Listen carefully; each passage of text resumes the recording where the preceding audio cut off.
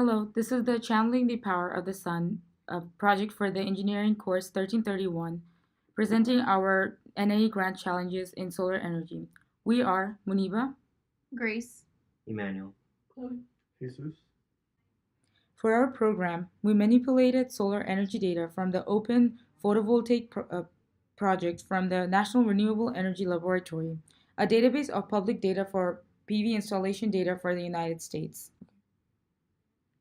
Solar energy provides a long-term renewable energy source that has no air, water, or global warming pollution, no risks of electricity price spikes, and no threats to our public health. The industry continues to grow rapidly with new advances in solar energy technology and dropping prices of solar panels and installation systems. Photovoltaics, or PV, is the conversion of light into electricity. When the sun shines onto solar panels, photons from the sunlight are absorbed by the cells in the panel. This creates an electric field across the layers and causes electricity to flow. For a grid-connected system commonly used for residential installs, an inverter converts the DC power from the solar panels to AC power that one uses at home. The utility provider will connect the circuit breaker box to the grid and through a meter box which tracks energy production and consumption at home.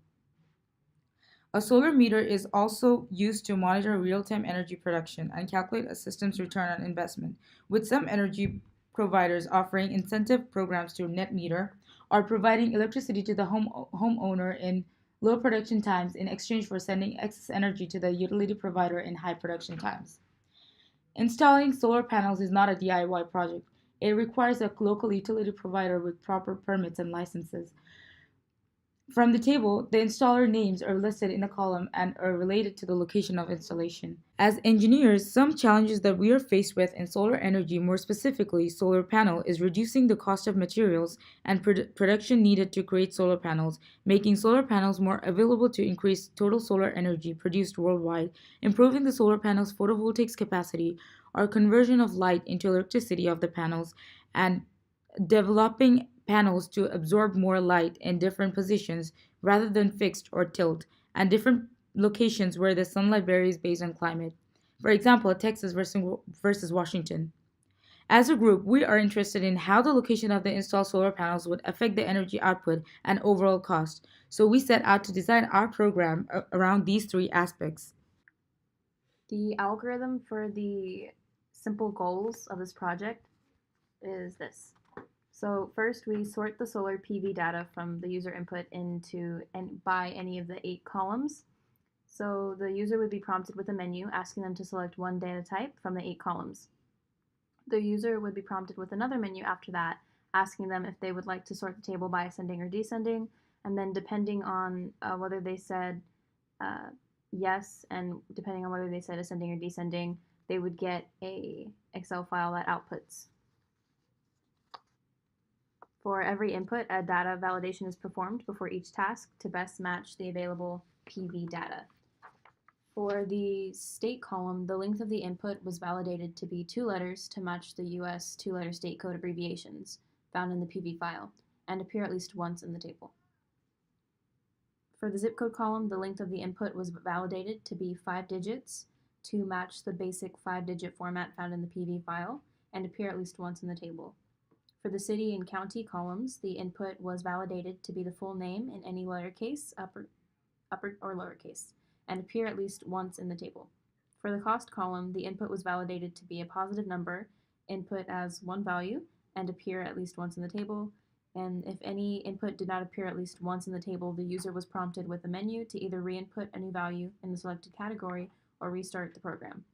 And then installers didn't have a data validation because they were found using other menus. Ambitious goal, we used the financial data available to determine the time in years after installation when the solar panel system would break even or provide a return on investment based on the user budget. The user would be prompted to input their available budget for a solar panel installation system in US dollars. The user would then be prompted with a menu to input up to 4 types of location data: state, city, county, and zip code. From the user location input, the rows that contain the matching location data would be indexed.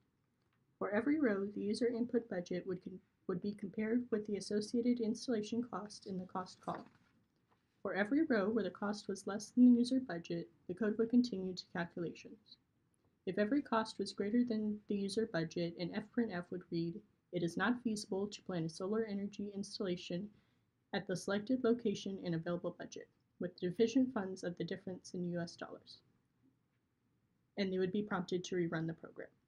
From the difference of the user budget and the associated costs, the kilowatt size would be found by dividing the remaining budget by the cost per watt to find the size of watts, then divided by 1/1000th to convert the watts to kilowatts, providing the maximum number of kilowatts the user can purchase with each system without going over budget. For every row where the kilowatt size is less than or equal to the calculated kilowatt size, the code would continue to further calculations. If every kilowatt size was greater than the calculated kilowatt size, an fprintf would read, "It is not feasible to plan a solar energy installation at the selected location and available budget, with deficient funds of the difference in US dollars," and they would be prompted to rerun the program. From the calculated kilowatt size, the amount of revenue in US dollars produced each year by each system would be calculated using the equation revenue equals the national average of 12 cents per kilowatt times kilowatt hours per day by state average times 365 days minus the cost per watt times kilowatt size. Using the revenue generated each year, a plot would be produced where the number of years is the independent variable of the x-axis, and the revenue generated per year is the dependent variable of the y-axis. For every remaining row, the code would plot a dot when the revenue generated would exceed the user input budget, and there is a return on investment. The dot with the least number of years would be highlighted or in a different color. In a final fprintf output, the user would be provided the information for the most efficient solar energy system. In an fprintf, it would read, "For the most efficient system under the budget of the user inputted dollars, it will take approximately the calculated years to achieve a return on investment for the solar panel installation in the user inputted location." In the command window, the columns of data would be output as a table with table headers. So the user is going to sort through this test case. So they're first going to run the program, and the first menu is going to have them select the desired data set. They have the option of state, city, county, zip code, cost per watt, kilowatt size, installer, incentive program, and cost. In this case, the user is going to select state. They will then be asked the question if they would like to sort the data set. Yes or no. The user is going to select yes. If they select yes, they will be asked their method of choice, either ascending or descending in order. The user is going to select ascending, and the output would be an Excel file titled state ascending. In this output, the info is going to be in whatever order they chose. In this case, they're going to be in alphabetical order for the states. For test case 2, the user is going to have an input. So they will first begin by running the program, and then they're going to select their desired data set. They will be the same data sets that were in the previous test case. In this case, the user will select the zip code, and then they would be asked if they would like to sort through the data set. They will pick the option no. After that, it would be a user input, and they're going to input the zip code. In this case, it will be the zip code 78702, and the output would be an Excel file that is titled zip code under select. In this output, only the information for that selected zip code will be shown.